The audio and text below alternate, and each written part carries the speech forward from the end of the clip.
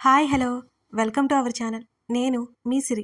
ఈరోజు మనం చెప్పుకోబోయే కథ మిసెస్ అగస్త్య పార్ట్ 142. కథలోకి వెళ్లే ముందు వీడియోని లైక్ చేసి అలాగే హైప్ చేయడం మర్చిపోకండి. లోపలికి వెళ్ళి ఆడుకుంటున్న కూతుర్ని ఒకసారి చూసి ఏదో ఫైల్ పట్టుకొని ఆనంద్ చేతిలో పెట్టాడు. ఆ ఫైల్ మనోహర్ గురించిన డీటెయిల్స్ అన్నీ ఉన్నాయి. ఇతను నాకు ఐడియా ఉంది అగస్త్య, మంచి బిజినెస్ మ్యాన్, బాగా డబ్బున్న వ్యక్తి. అంతకంటే ఇతను ఎవరో కూడా నాకు తెలియదు. నా కూతుర్ని ఇతని కూతురు అనడం ఏంటి? Non sense. ఒకే హాస్పిటల్లో ఒకే రోజు పుట్టినంత మాత్రాన నా కూతురు ఇతని కూతురు అవుతుందా? మరింత చిరాగ్గా అన్నాడు ఆనంద్. అదే అంకుల్, అదే మనం ప్రూవ్ చేయాలి. శ్రీదేవి వీడి కూతురు కాదని నిరూపించాలి. ఏదో జరిగింది, బ్లైండ్గా నమ్మేసి మనల్ని ఇబ్బందులు పెడుతున్నాడు అని అన్నాడు దవడ కండరాలు బిగించి అగస్త్య. మనం వెళ్ళి మాట్లాడదాం. వాడి కన్ఫ్యూజన్ నేను క్లియర్ చేస్తాను. వీటన్నిటికీ మించి డిఎన్ఏ టెస్ట్ ఉంది కదా, డెఫినెట్గా శ్రీధ నా కూతురు అని ఖచ్చితంగా వాడికి తెలుస్తుంది అని అన్నాడు. మనకి ఆ ఛాన్స్ ఇచ్చేవాడు అయితే శ్రీధ తన కూతురు అని అనుమానం వచ్చినప్పుడే వాడు నేరుగా మనల్ని కలిసి మాట్లాడాలి. అలా చేయకుండా పెద్ద స్కెచ్ వేసి శ్రీధని కిడ్నాప్ చేశాడు. ఆ మాటలు చెప్తుండగానే అగస్త్య పిడికిలి బిగుసుకుంది. ఆనంద్కి కూడా అది నిజమే అనిపించింది. చెప్పినా వినే రకం కాదనిపించింది. నా తల్లి ఎలా ఉంది? కూతుర్ని చూడాలని మనసు పోరు పెడుతుంటే గాద్గదిక స్వరంతో అడిగాడు ఆనంద్. మనోహర్ రాత్రి ఇంటికొచ్చాడు. చేతుకున్న గాయం ఫుల్ స్లీవ్ కవర్ చేస్తూ మామయ్య దగ్గర కూర్చున్నాడు సూరజ్.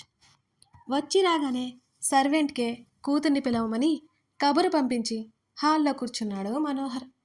కాసేపటికి శ్రీధ అక్కడికొచ్చింది. వస్తూనే వాడి చూపులను సూరజ్ మీద విసురుతూ మనోహర్ పక్కనే కూర్చుంది శ్రీధ. జరిగింది ఎక్కడ తన మావయ్యతో చెప్తుందేమోనని లోపల కంగారు పెడుతున్నా పైకి ధైర్యం నటిస్తూ కూర్చున్నాడు సూరజ్. ఎంతసేపు అవుతుంది మీరు వచ్చి? నాకేం తోచలేదు. శ్రీధ మాటలకి అబద్ధాలకి సూరజ్ అలాగే చూస్తున్నాడు. అయినా శ్రీధ ఏమాత్రం పట్టించుకోలేదు. ఇప్పుడే వచ్చాన్రా, ఫ్రెష్ నీతో మాట్లాడుతున్నాను అంతే అని నీతో ఒక విషయం గురించి మాట్లాడాలి అని అన్నాడు మనోహర్. ఏంటన్నట్టు చూసింది శ్రీధ. నువ్వు సూరజ్ని పెళ్లి చేసుకోవాలి. మనోహర్ మాటలకి ఆమె విస్తుపోయి చూసింది. సూరజ్ సంతోషంగా గర్వంగా శ్రీధ వైపు తల తిప్పి చూశాడు. మనోహర్ అంత త్వరగా పెళ్లి గురించి మాట్లాడతాడని శ్రీధ ఊహించనే లేదు. అసలేం చెప్పాలో అర్థం కావడం లేదా ఆమెకి. రామ్ ఇంటికి దగ్గరగా ఉండటంతో వెంటనే అక్కడికి చేరుకొని హాస్పిటల్కి తీసుకొచ్చాడు కలని. శ్రీకళ ఏదో చెప్పాలనుకోవడం గుర్తుకొచ్చింది అతనికి. తన పక్కనే కుర్చీలో ఉన్న ఆమె బ్యాగ్ని చేతుల్లోకి తీసుకున్నాడు. ఆమె పగిలిన ఫోన్ని పక్కన పెట్టాడు. ఏవో హాస్పిటల్ రిపోర్ట్స్ కనిపించాయి రామ్కి. అతను అవి ఓపెన్ చేసేసరికి ఆపరేషన్ థియేటర్ నుంచి నర్సు బయటకు వస్తూ కనిపించింది. వెంటనే లేచి నిలబడ్డాడు రామ్. ఆమె వైపు ఆతృతగా వెళ్ళాడు రామ్. ఇంకా సర్జరీ జరుగుతుంది సార్ అంటూ ఆమె దేనికోసమో హడావుడిగా పరిగెత్తింది. రామ్ నిస్సారంగా వెనక్కి వచ్చి కూర్చున్నాడు. అతని ఆలోచనలు మళ్ళీ అటెటో పరిగెత్తాయి. ఆపరేషన్ అయిపోయేసరికి మరో గంట అయింది. ఇంతసేపు ఆపరేషన్ చేశారంటే రామ్కి గుండెల్లో వణుకు పుట్టింది. డాక్టర్ బయటికి రాగానే ఆయన కోసం చూస్తూ ముందుకెళ్ళాడు. నా వైఫ్కి ఏం కాదు కదా? రామ్ వణుకుతున్న గొంతుతో అడిగాడు. ప్రస్తుతానికైతే ఏమీ చెప్పలేం.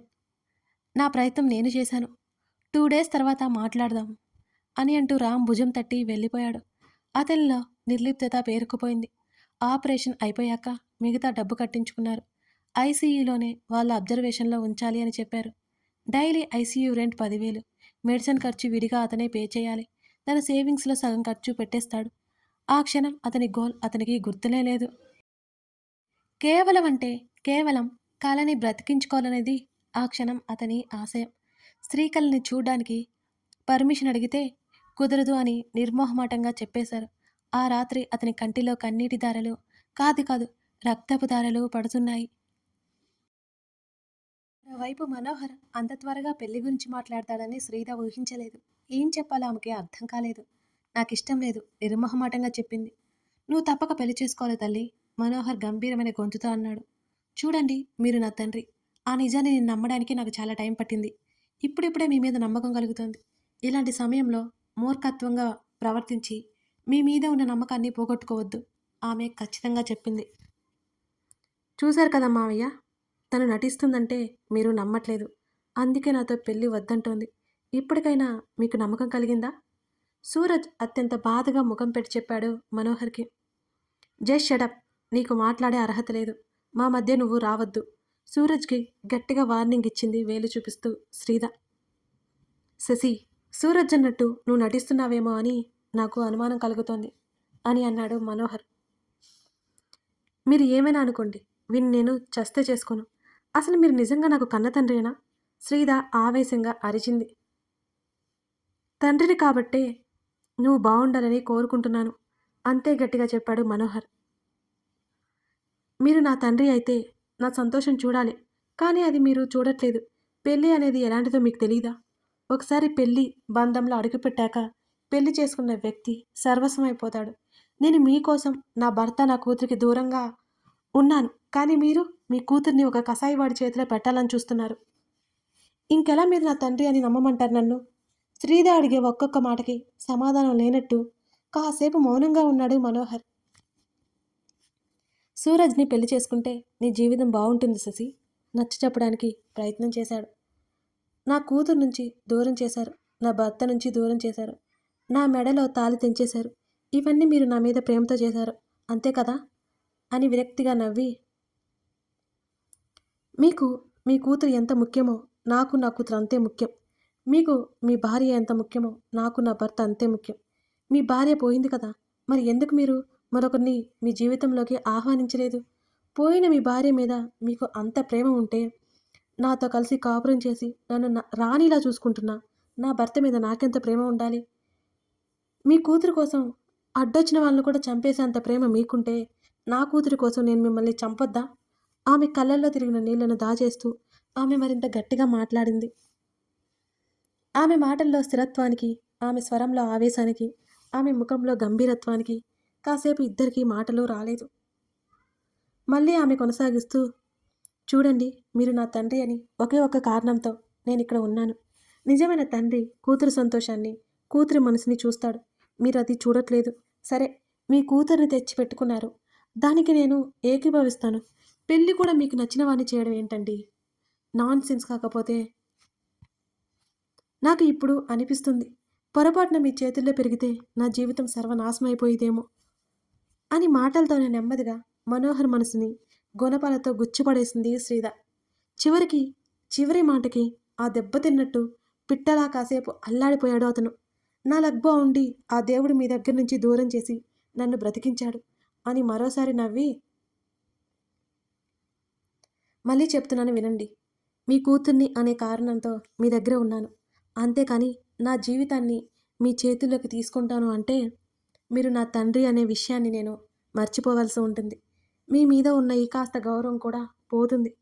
నా దృష్టిలో గొప్పగా ఉండాలా, చప్పగా ఉండాలా? మీరే ఆలోచించండి మనోహర్ గారు. దీర్ఘం తీస్తూ చెప్పి వెళ్ళిపోయింది శ్రీద. సూరజ్ ఏదో మాట్లాడడానికి ప్రయత్నం చేశాడు కానీ వినిపించుకోలేదు మనోహర్. ఆమె మాట్లాడిన ప్రతి మాట అతని చెవిలో గిర్రుమని తిరుగుతోంది. ఆమె అడిగింది ప్రతి ఒక్కదానిలో వాస్తవం ఉంది. కానీ ఎక్కడ కుదరదు, దూరం అయిపోతుందేమోనని భయంతో కట్టడి చేస్తున్నాడు. గదిలోకి వచ్చి మరో అరగంట కాలం గడిపేసింది శ్రీద. ఆ తర్వాత తలుపులన్నీ లాక్ చేసి వాష్రూంలోకి వచ్చి వెంటనే అగస్త్యకి కాల్ చేసింది. మనోహర్ పెళ్లి టాపిక్ తెచ్చినప్పుడు తను ఎంతగా భయపడి ఉందో తనకి మాత్రమే తెలుసు. బలవంతంగా వాళ్ళు ఏం చేస్తారో అని తెగ భయపడిపోయింది శ్రీద. అంతేకాదు, తన కూతుర్ని ఎప్పుడెప్పుడు చూడాలా అని శ్రీదకి బాగా అనిపించింది. శ్రీద ఎలా ఉంది అని ఆనంద్ అడుగుతుండగానే అగస్త్య ఫోన్ మోగడంతో అతనికి తెలుసు శ్రీద కాల్ చేస్తుందని. అదే ఆశతో పాకెట్ నుంచి ఫోన్ బయటకు తీశాడు అగస్త్య. వెంటనే కాల్ లిఫ్ట్ చేశాడు. వీడియో కాల్ చేసింది డైరెక్ట్గా.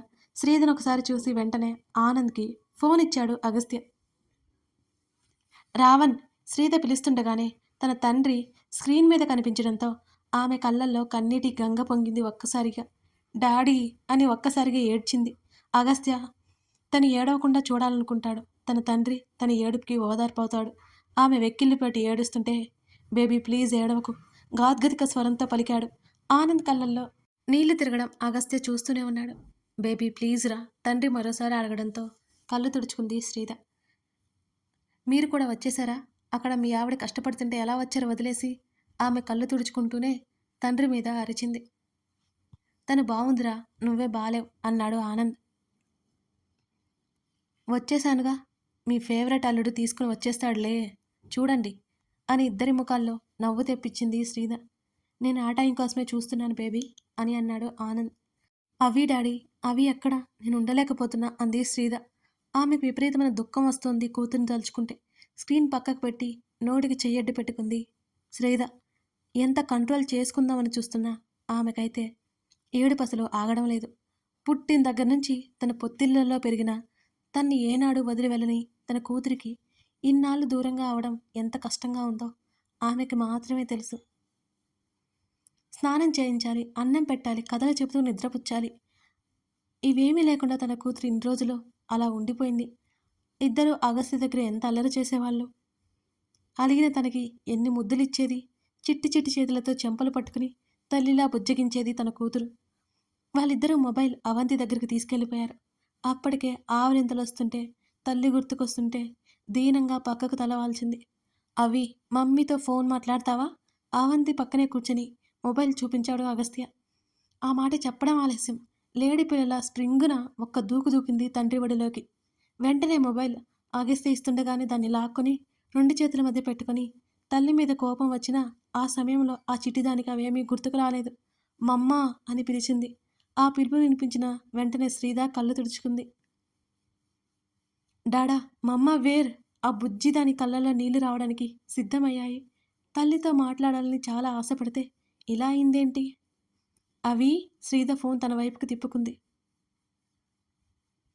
తల తిప్పి చూసిన అవంతికి తల్లి కనిపించగానే చెప్పలేనంత సంతోషం వచ్చింది. అంతేకాదు, వదిలి వెళ్ళిపోయినందుకు ఏడుపు కూడా వచ్చింది ఆ చిన్నదానికి. ఐ హేట్ యూ ఏడుస్తూ నత్తిగా చెప్పింది. శ్రీధ పెదవుల మీద చిరునవ్వుతో పాటు కళ్ళల్లో నీళ్లు పొంగాయి. అవి, ఎందుకే ఏడుస్తున్నావు అని అడిగింది శ్రీధ. నువ్వు బ్యాడ్, డాడా గుడ్, నేను అంటూ చూపుడు వేలు తన వైపుకి తీసుకుని నీతో వచ్చి అన్నది అవంతి. మళ్ళీ ఏడవడం మొదలుపెట్టింది అవంతి. కూతురి మాటలు అర్థం చేసుకుని కళ్ళు తుడుచుకుంది మరోసారి శ్రీధ. బంగారం కదూ, ఏడవకురా, నిన్ను తీసుకురావడానికి ఇక్కడ బాలేదు, ఇక్కడ చాలామంది రాక్షసులున్నారు అనగానే ఏడవడం ఆపేసి కళ్ళని పెద్ద పెద్దగా చేసి తల్లి వైపు చూసింది అవంతి. అవునురా, అవి ఇక్కడ డెవిల్స్ ఉన్నారు, నువ్వు వస్తే పట్టేసుకుంటారు, అందుకే నేను మాత్రమే వచ్చాను. అక్కడ డాడీ ఉన్నారు కదా, కాబట్టి నువ్వు హాయిగా ఉండొచ్చు శ్రీధ చెప్తుండగానే. నువ్వు రా అంది అవంతి భయపడుతున్నట్టు ముఖం పెట్టి. నాకు వర్క్ ఉంది కదా, అది చూసుకుని వస్తాను, నేను జాగ్రత్తగా ఉంటాను, డాడీ వచ్చి నన్ను తీసుకొస్తారు సరేనా? కూతురికి నచ్చ చెప్పడం మొదలుపెట్టింది శ్రీధ. అగస్త్య కానీ ఆనంద్ కానీ ఇద్దరు ఏం మాట్లాడకుండా మౌనంగా చూస్తున్నారు వాళ్ళిద్దరిని. గంటసేపు అవంతితోనే మాట్లాడుతూనే ఉంది శ్రీధ. తల్లితో మాట్లాడుతుంటే సంతోషంగా అనిపించింది. తండ్రి ఒడిలోనే నిద్రపోయింది అవంతి. ఈ పిల్ల రాక్షసి నన్ను పడుకుని ఇవ్వట్లేదు, కొచ్చంతో సంపుతోంది, చూసుకో బాబు నువ్వు అని అరిచేతను అలుపు లేకుండా కూతురుతో మాట్లాడుకుంటుంటే అగస్త్య నవ్వుకున్నాడు. పడుకుంది అన్నాడు అతను. అంది సన్నగా అయిపోయింది, చిక్కిపోయింది చూడు అంది అగస్త్యతో. ఇవాళ నుంచి తింటుందిలే అని అన్నాడు అతను. మీ ఇద్దరు కంగారు పడకండి, ఇక్కడ ఇతను నన్ను ఏమీ చేయడు అని ఇద్దరికీ చెప్పింది శ్రీధ. ఆమెకు బోళ్ళన్ని జాగ్రత్తలు చెప్పి ఆ గదిలో నుంచి నిష్క్రమించాడు ఆనంద్. అవంతిని సరిగ్గా పడుకోబెట్టి వాలి మొబైల్ చేతుల్లో పట్టుకున్నాడు అగస్త్య. అతన్నే చూస్తోంది శ్రీధ. చూసి ఇవాళ జరిగింది మొత్తం అతనికి వివరించింది. మనం ఎక్కువ లేట్ చేయడం మంచిది కాదంటూ ఆమె ఏం చేయాలో అగస్త్య మరోసారి చెప్పాడు. వర్కౌట్ అవుతుందా అని అడిగింది నీరసంగా శ్రీధ. నిన్ను కూతురిగా నమ్ముతున్నాడు కదా, ఆ మాత్రం ప్రేమ ఉంటుందిలే పెదవి విరిచాడు అగస్త్య. అయినా డేవిడ్ నీకు ఎక్కడ తగిలాడు అని అడిగింది శ్రీధ. ఇండియా వచ్చాడని తెలిసింది, యూజ్ అవుతాడని కలిశాను, నువ్వెక్కడున్నావో కనిపెట్టగలిగింది డేవిడ్ వల్లే అని అన్నాడు అతను. వాళ్ళిద్దరూ మాట్లాడుకుంటూనే ఉన్నారు అలాగే. అతను శ్రీధను చూస్తూనే మెడ మీద ఏమైంది అని అడిగాడు. చాలా కంగారు పడింది శ్రీధ. ఏమైంది? ఏం లేదు అరచేయి మెడ మీద అడ్డు పెట్టుకుంటూ చాలా మామూలుగా ఉండడానికి శ్రీధ ప్రయత్నం చేస్తోంది. కథ కొనసాగుతోంది. సూరజ్ చేసిన పని అగస్త్యకి తెలియనుందా? అతను శ్రీధర్ని వెతుక్కుంటూ వెళ్ళిపోతాడా? నెక్స్ట్ వాళ్ళిద్దరూ ఏం ప్లాన్ వేయబోతున్నారు? ఇవన్నీ తెలియాలి అంటే ఈ కథని మీరు పూర్తిగా చూడాల్సిందే. ఇంతకీ ఈ కథ ఎలా ఉందో చెప్పడం మర్చిపోకండి. Thank you for watching this video. ఇంకా సబ్స్క్రైబ్ చేసుకొని వాళ్ళుంటే మన ఛానల్ని సబ్స్క్రైబ్ చేసుకోండి.